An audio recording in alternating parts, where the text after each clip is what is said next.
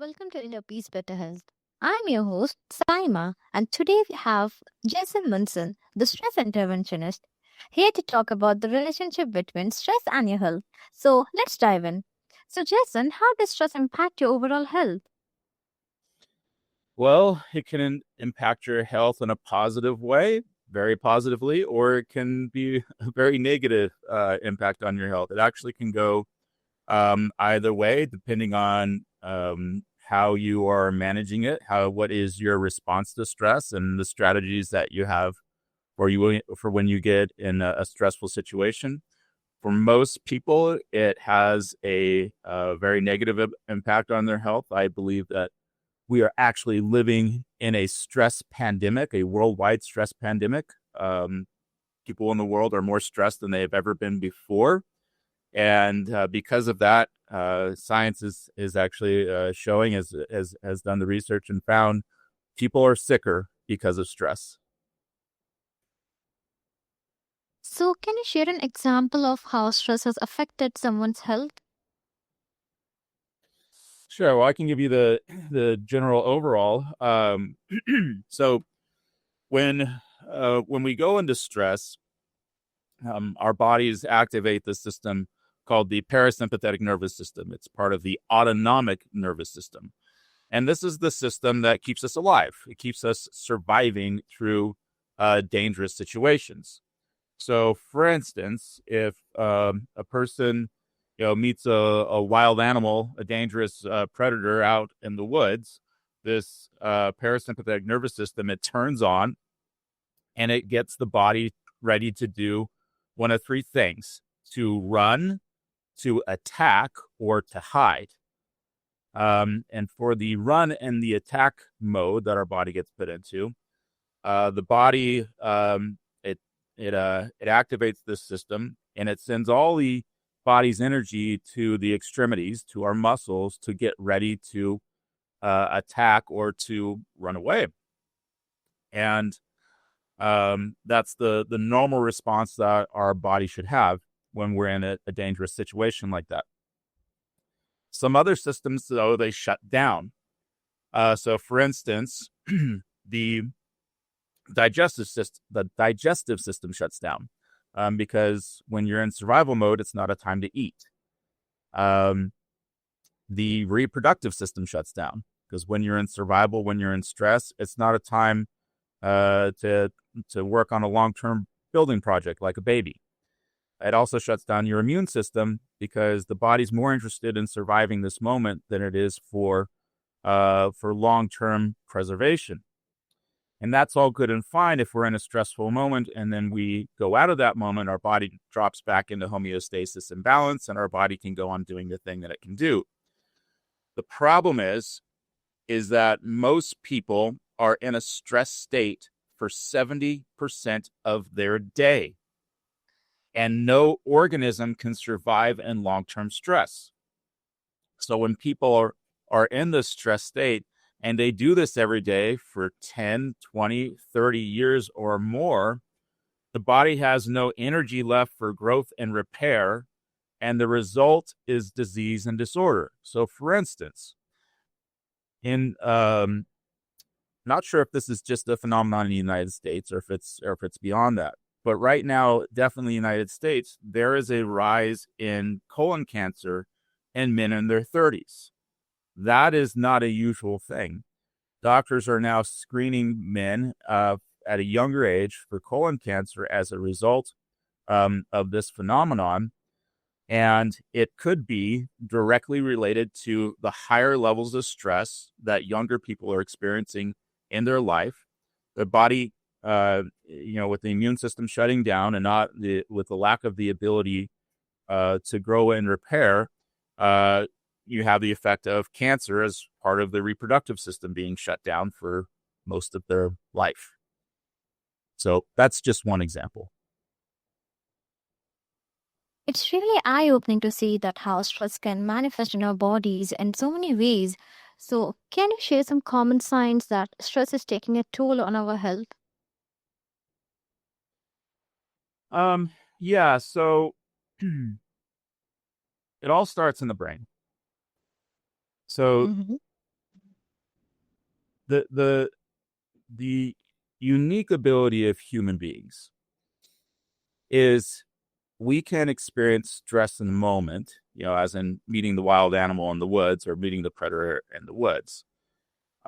We can experience that stress in the moment. But we also have the ability to think about it later on. Let's say later on that night, if you're in a camp or you're camping, you're on a safari in Africa or something like that. Later on that night, a person could replay the tape of experiencing that confrontation with the predator. And by thinking about it, they cause their body to experience that event again. The body is so objective, it doesn't know the difference between the actual experience and the experience that you are imagining. For the body, it's the same. So in this case, a person is re-stressing. They're thinking about something that happened, and their body is in stress because of it. Now, they could also be thinking, well, predators come out at night. How far is my tent away from the bathroom? If I've got to get up and go outside, I could be confronted by this predator again. And so in that case, they start worrying about what's going to happen in the future. So in this case, and again, the body's so objective, it doesn't know the difference between the actual event and the event that you're worrying about. So in this case, a person is pre-stressing. But for us in our lives, it's not the predator that we're facing. A lot of times it could be a coworker, it could be a family member, it could be somebody at school. So you imagine this from a child's perspective. If they're facing a bully at school and they've experienced stress with that bully, and then at night they're thinking about the experience that they had, and then the next morning they wake up and they're worried about, they start fearing, they start worrying, they're getting anxiety about facing this bully. And the parents are like, so why don't you want to eat breakfast this morning? I don't know, I'm just not hungry. Well, the reason is because they're in a stress state and their digestive system is shut down. So then they say, oh, I have a stomach ache. I don't want to go to school today. And this is not a medical condition that they have experienced. It is a stress-induced state that is manifesting itself physically inside the body. And it happens to all of us from time to time, if not every day. I'm sure all our listeners going to surely find it beneficial. Now, recognizing these signs early can help us take protective steps to manage stress. So, can you share some of the signs of Yeah, how we so can recognize this early? yeah, so there's a couple signs that you're in stress. And one of the first signs is that you're thinking about the worst case scenario. So, for instance, take this as an example. Let's say that, your child or your partner, they left school or they left work, at a certain time, and it's been 2 hours and they're not home yet. And you can't reach them on their phone or on any other device, and you don't know where they're at. Most people are going to go to the worst case scenario, which is, there's been some horrible accident, some horrible thing has happened to them, and they're dead. That's the common response. We think of the worst case scenarios.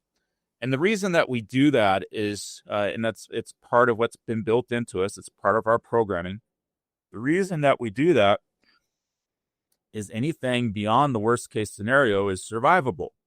So if we focus on that worst case scenario and how to survive that, we're probably going to get through. The worst case scenario rarely ever happens, but we still focus on it. So if it's the kid they're thinking about being bullied at school, and what's the worst case scenario that's going to happen? They're going to meet this person, they're going to get beat up, people are going to laugh at them, they're not going to have any friends, they start thinking along, this line.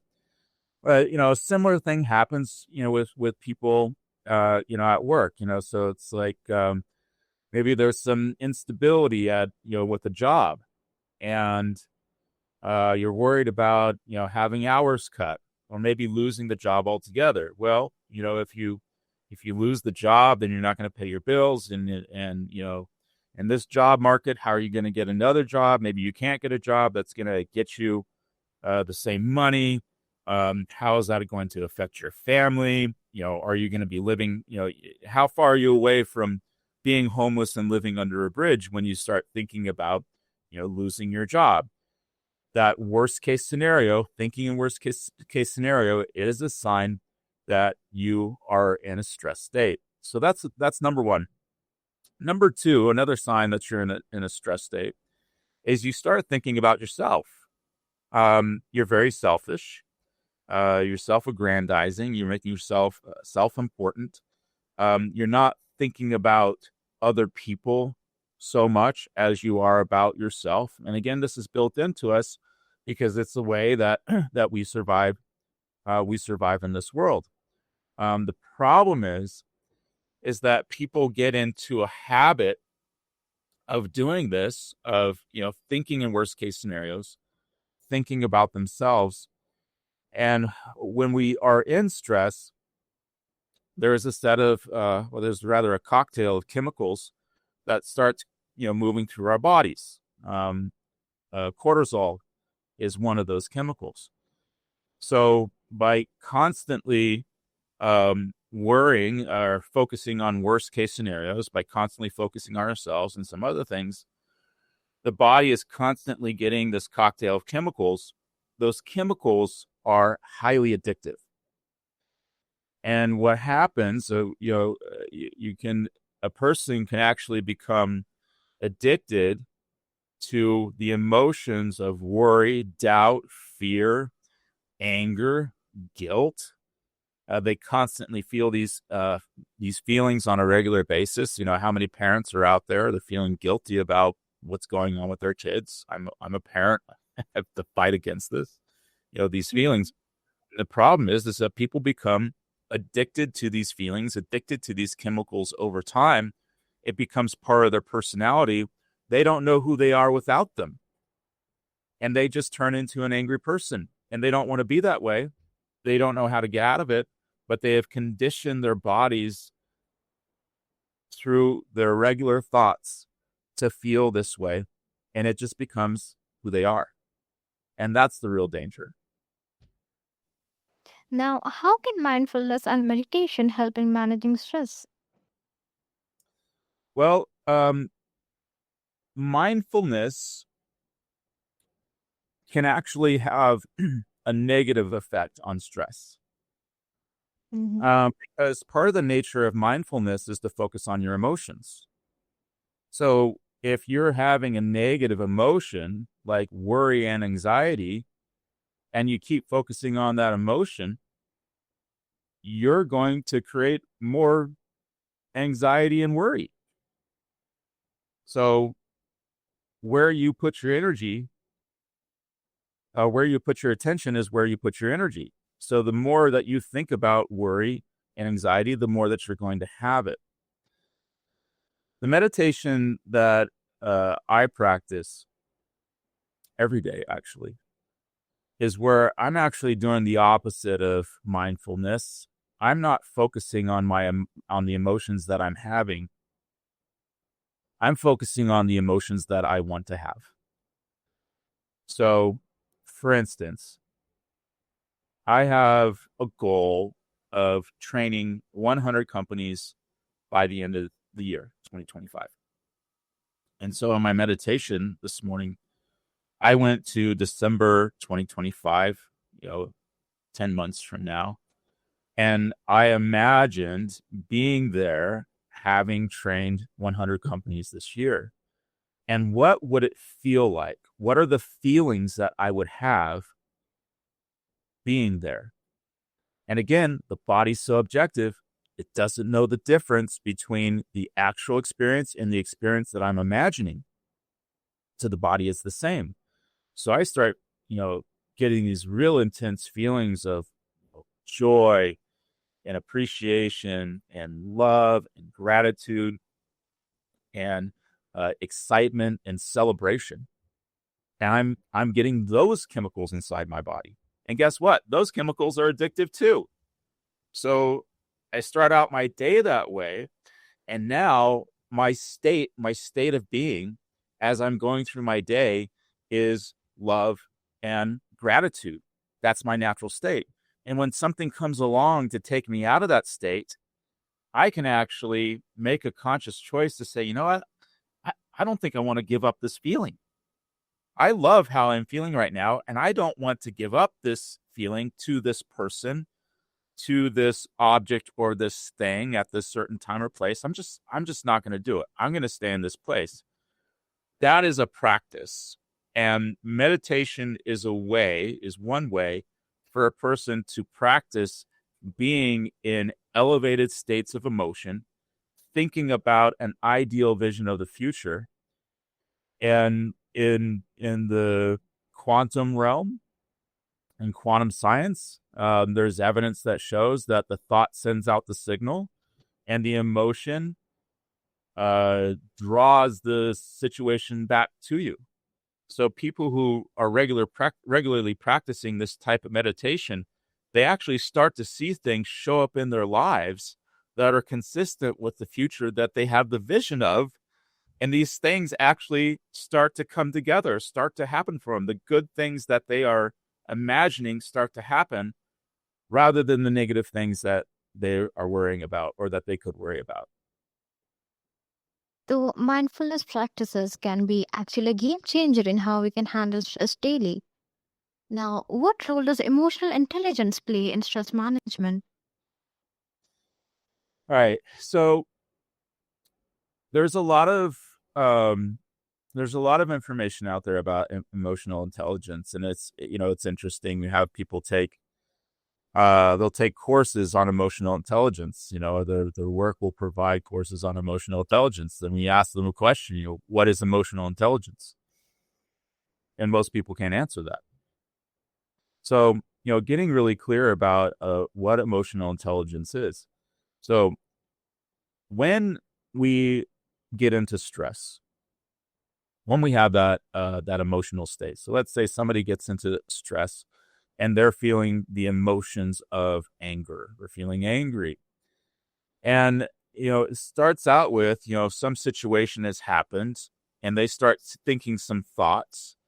My boss is a jerk. That person cut me off. What a horrible thing to say.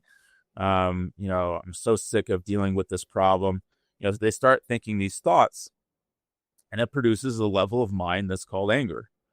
Well, then the brain signals the body to produce the chemicals that correspond to those thoughts. So the body starts producing chemicals that correspond with the thoughts of anger, and now we're actually feeling anger inside of the body. All right? That's a chemical that's going through your body. Whenever you're feeling anger or any other emotion, it's a chemical that's going through your body. What happens is that the brain then checks in with the body and says, yep, we're feeling really angry. What are some more thoughts that I can have about anger so that I can continue having this angry feeling? Now, again, these are chemicals that we become addicted to. So people go through this thought-feeling cycle, thinking angry thoughts, feeling angry feelings, causing more angry thoughts, causing more angry feelings. All right. However, if you pick a new thought, a positive thought, maybe the thought of the vision of the future, something great that you would want to experience, you start thinking those thoughts. Well, now your body starts producing the positive chemical or the chemicals that are associated with positive emotions. And then the brain checks in with the body and says, yeah, I'm starting to feel pretty good. And it starts that new cycle. The time that it takes for the negative emotions to dissipate, for the chemicals that are causing the negative emotion, the time that it takes for that to happen is 90 seconds to 2 minutes. So, emotional intelligence is the amount of time it takes for your emotional reaction to end, right? So it's saying, oh, wait a sec. I'm recognizing I'm having some angry thoughts here. I'm feeling angry. The decision to make a new thought, to think a new thought, to think a positive thought, that is emotional intelligence. It's recognizing when you're in a negative emotional state because of your negative thoughts, and it's choosing to have positive thoughts, letting those negative chemicals dissipate through your body and having the new positive emotions associated with the positive chemicals take over. That is emotional intelligence. So, how can we improve the emotional intelligence to better cope with stress? It really comes down to, I find for myself, and others have found this too, um, you have to have that ideal vision of the future. And it's not what you think you can get. It's not what you think is possible. It's what would you really want to have happen. And that's really starting yourself on the path. I discovered this for myself several years ago when I was working in a business that was causing me a lot of stress, and I was not trained in any of this. And so I was in a stressed and angry state, throughout most of my day. Well, you do that for several years, and I started to experience some negative effects of that. Finally got to the point where I became very depressed, which was something that had never happened to me before. And so I started going down into this really, to this really bad place of this depression. And the longer that it went on, just the worse that it got. And I finally got to the point where I was like, okay, I give up. I need some help here. I don't know what to do. And I really didn't like what help looked like. Help looked like going to my doctor and getting prescribed a pill that would be an antidepressant to try to mask the symptoms that I was experiencing, to try to, mask my depression. I really didn't like that because number one, it didn't address the cause of my depression. Number two, I didn't want to feel numb. I wanted to experience life. And number three, 40 to 50% of people don't experience the intended effect of antidepressants. They don't work for half of the people that take them. But I've been listening to a podcast that had been talking about change and transformation through the use of neuroscience and talking about emotional intelligence. So I found a website that was promoting this information, and I decided to take one of their online courses. And what I learned in 2 hours changed my life.